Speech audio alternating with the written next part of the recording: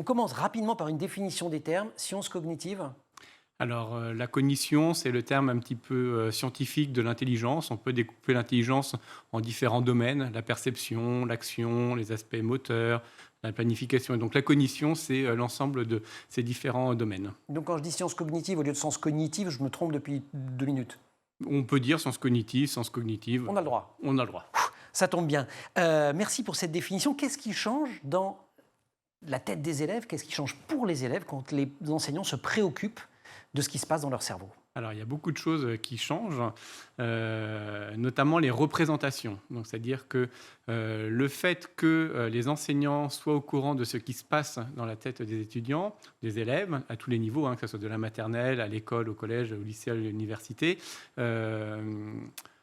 change la représentation dont l'élève a de ses apprentissages. Par exemple, Prenons pas le stress, par exemple. alors, tout à fait. Alors, le stress, c'est un très bon exemple. On sait que le stress est très présent à l'école, aussi bien dans les évaluations à l'écrit, aux évaluations à l'oral. Certains élèves vont souffrir du stress, ils vont moins bien Perdent leurs réussir, moyens.